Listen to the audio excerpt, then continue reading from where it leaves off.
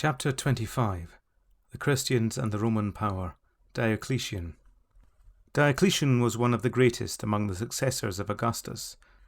The son of Dalmatian slaves, he entered the army as a common soldier, and, rapidly rising from step to step, was at length chosen emperor by the generals assembled at Chalcedon. In his elevation, he saw the fulfillment of a prophecy once uttered by a Druid.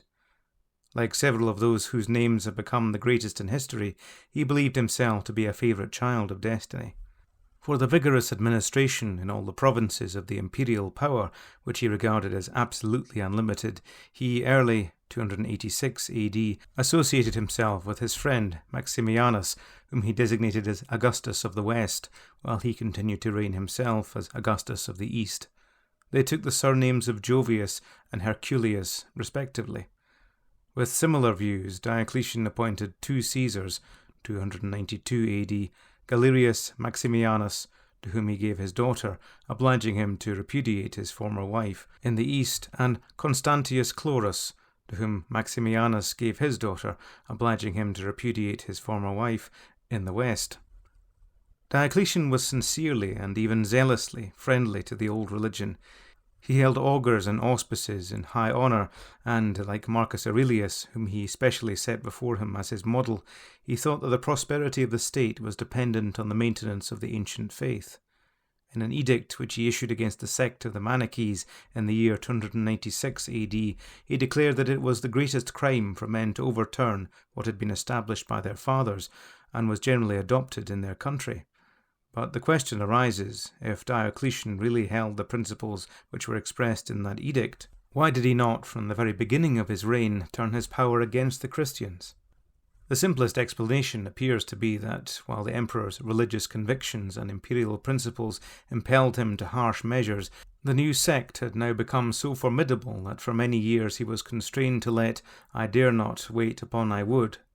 This sovereign, who assumed a diadem at Nicomedia and surrounded himself with oriental pomp, had considered it a wise and necessary thing to divide and subdivide the imperial power in order to withstand the incursions of the barbarians with which the provinces were threatened on every side.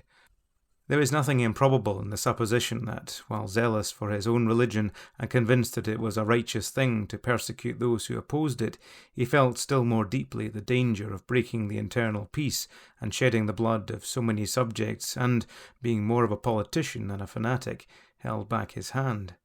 It would seem that there were Christians who were led to hope too much from the circumstances that he left them alone. After many at the imperial court had been converted, they ventured to cherish the expectation that the emperor himself would be induced to join them, and in secret they talked of it as a very desirable thing that a Christian should obtain the superintendence of the imperial library, and, entering into conversation with the emperor, should endeavour cautiously and gradually to convince him of the truth of the Christian religion. They were completely deceived. Other counsellors, provoked by the growing numbers and wealth of the followers of Christ, and possibly also by their rising hopes, which would somehow go abroad, gained the ear of Diocletian.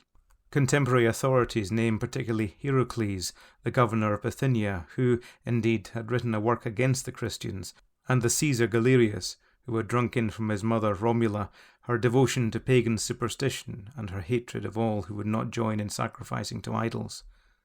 I may mention that, on the other hand, Eusebius, like Cyprian, acknowledges the necessity of trial for the purification of the Church, which had become so corrupt that its members often contended with their tongues as fiercely as with swords. Bishops rose against bishops, and congregations against congregations, and some were guilty even of the basest dissimulation and hypocrisy. Before Diocletian fell back on the exterminating policy of Decius, which he carried out in a spirit still more violent and inhuman than that shown by the earlier emperor, isolated acts of cruelty had been perpetrated by Maximianus and Galerius. The latter was the chief instigator of the desolating measures which followed. Diocletian was old and rich. The Roman arms had recently been crowned with victory. When Galerius visited his father-in-law at Nicomedia, everything was in favour of his projects. After the successes of the Persian War, says Gibbon, had raised the hopes and the reputation of Galerius, he passed a winter with Diocletian in the palace of Nicomedia, and the fate of Christianity became the object of their secret consultations.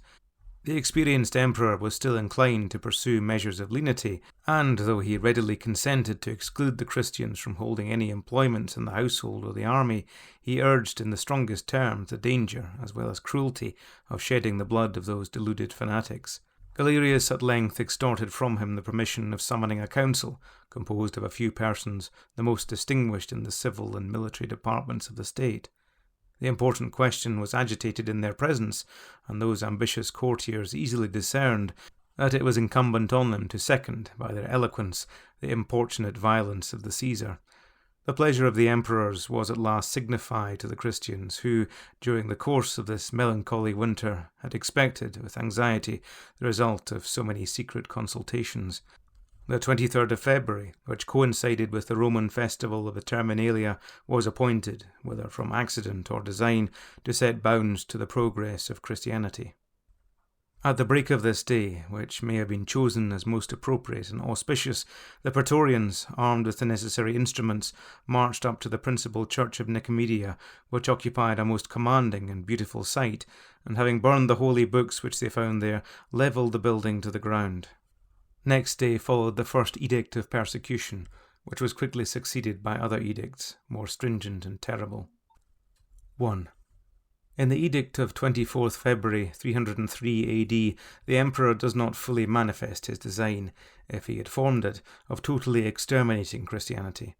It was to the effect that all assemblies of the Christians for public worship should be forbidden, all their churches should be destroyed, and their holy books burned. Those who held functions of honour and dignity in the state should be degraded if they did not abjure their religion. Christians of humbler condition should be deprived of their rights as citizens and freemen. It should be illegal to liberate Christian slaves as long as they adhere to their faith. Further, that Christians of every rank might be subjected to torture. Scarcely had those against whom this edict was directed recovered from their surprise in which it plunged them, for, notwithstanding the anxious expectation during the winter, they were surprised when the blow was struck, when a second edict appeared which enjoined the incarceration of the clergy. Then, when the prisons were filled with bishops, presbyters and deacons, readers and exorcists, so that there was not room for real criminals, came a third edict, commanding that, while all prisoners who abjured should be released, the rest should be compelled to submission by all possible kinds of torture. Finally, in the year 304 AD, a fourth edict appeared, which was directed against all Christians without distinction, striking not only at the centre, like the one directed against the clergy, but at the circumference, at every point indeed. By this fourth edict, all Christians who refused to sacrifice to the gods were declared to have incurred the penalty of death. 2. Such were the edicts. Notice the extraordinary rapidity with which they succeeded one another. The first was a comparatively mild one, so far, that is, as the persons and lives of the Christians were concerned. And hence the matter has been put thus in favour of Diocletian, that what he originally aimed at was not the extermination of the Christians, which, now that they had become so numerous, would have been an impossibility, but the extermination of the Christian name, the politico-religious extinction of the sect and their return to paganism, which, moreover, was to be effected only in strata and by degrees. Force indeed he could not but have recourse to, but bloodshed and the infliction of death were not at all his original intention. But there has hardly ever been a persecutor of whom the same thing might not be said. The politico-religious extinction of an odious sect, if that can be obtained without barbarous infliction, so much the better. Surely Diocletian was not so ignorant of the past, or of the hold which the new religion had taken in the empire, as to imagine that his despotic word would work an external conversion in hundreds of thousands in one day. But if he seriously thought that the complete restoration of the old religion throughout the empire could be effected without bloodshed, why did he not sooner attempt to gain his end, which was undoubtedly dear to him from the first? Why did he spend a whole winter, 302 to 303 AD, in deliberations with Galerius, deliberations in the course of which he is said to have warned the Caesar of the disastrous consequences that might follow if persecution were resorted to? If he thought the extermination of the Christian name an easy thing, why was it necessary to work upon him by the counsels of the distinguished men whom Galerius assembled, and even by the bowels of beasts, which were likewise consulted, and declared against the followers of the new faith? His reluctant vacillation would be unaccountable if he had not been sensible of the magnitude and danger of the work to which he was urged to set himself. Moreover, the edicts followed one another so quickly that, while the first showed what he may really have felt, and what it was politic to indicate, a desire to accomplish his ends by the mildest measures, the last appears to have been embraced in the original plan, and to have been anticipated by the emperor as necessary. But to the execution of the plan there was, further, the stimulus of political suspicion, excited by the conflagration of the imperial palace at Nicomedia, which took place soon after the promulgation of the first edict, and by which a considerable portion of the building was reduced to ashes. The public voice immediately charged the Christians of the court as the incendiaries. They had, it was said, entered into a plot with the eunuchs against the life of the princes, who, indeed, had narrowly escaped being burned to death. A repetition of the fire took place 14 days afterwards. It was promptly discovered and extinguished, but it increased the suspicion against the Christians and, above all, infuriated the emperor.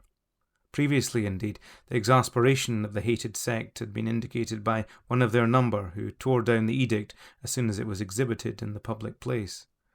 For this offence, the man, who is sometimes spoken of as a courtier, was roasted at a slow fire, a process of torture which he endured not only with fortitude, but with a smile to which Gibbon applies the epithet insulting. The mystery of the fire, however, though the temper of the Christians might be inferred from this act of daring, remained unexplained. Lactantius supposes that Galerius himself was the author of the conflagration, and laid the guilt upon the Christians with the view of driving Diocletian to extremities. Circumstances, at all events, contrived to produce this result, but, though this was the case, there is abundant reason for believing that from the first he was prepared for the adoption of the most violent measures. 3. It is to be noticed that, while a great number of the Christians perished in the prisons and in the mines, many of them suffering unspeakable torture from newly invented and hideous modes of death, so that simple decapitation was sometimes granted merely as an act of grace to persons who had previously deserved well of the state, yet, on the other hand, the magistrates, influenced, it may be, by motives of humanity, and supported and seconded by their subordinates, were frequently content to accept the merest semblance of submission and compliance. The least grain of incense, or it might be the simple fact of being present at a sacrifice, though it meant compulsion, was sufficient if no protest was offered. Eusebius relates that sometimes a Christian was forcibly brought up by the officers to the unholy sacrifices, and then dismissed as if he had actually satisfied the law.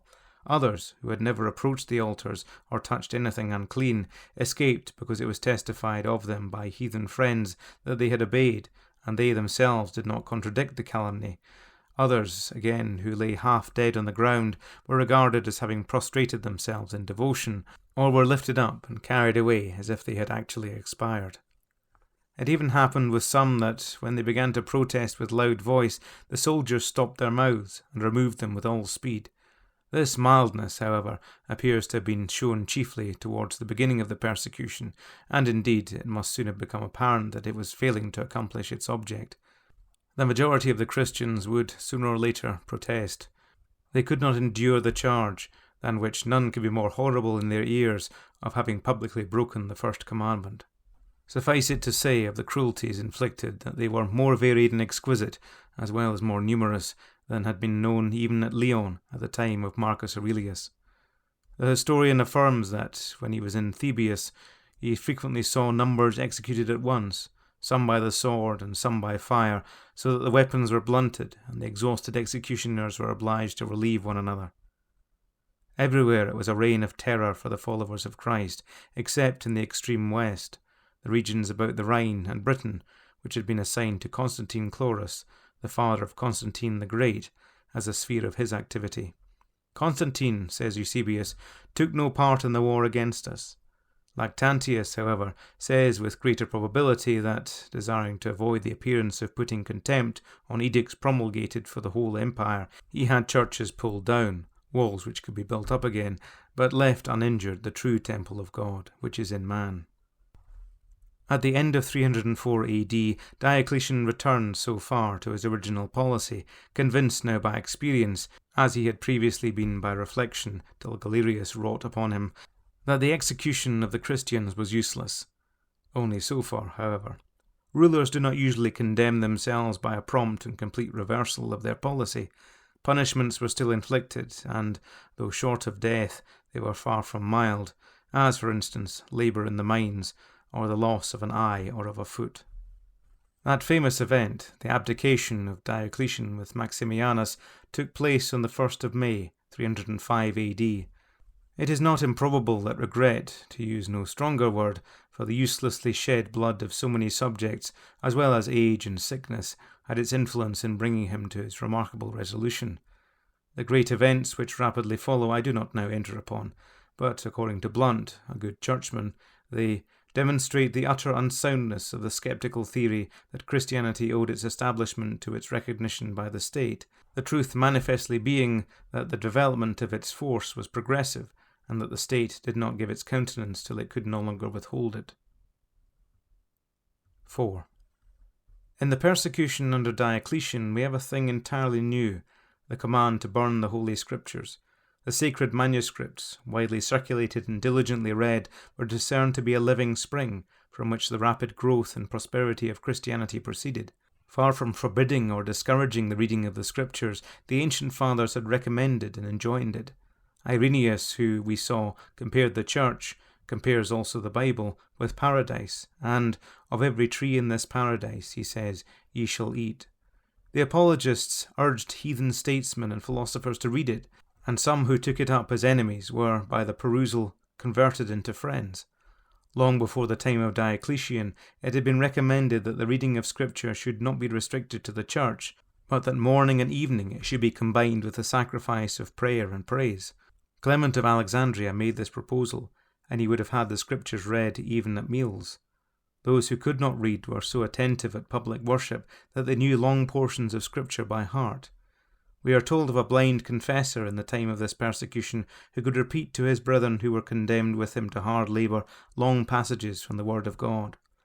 Bibles were a kind of property in which many churches had now become rich, and they were placed at the disposal of the poor, either to take them with them for a time or to peruse them within the sacred building.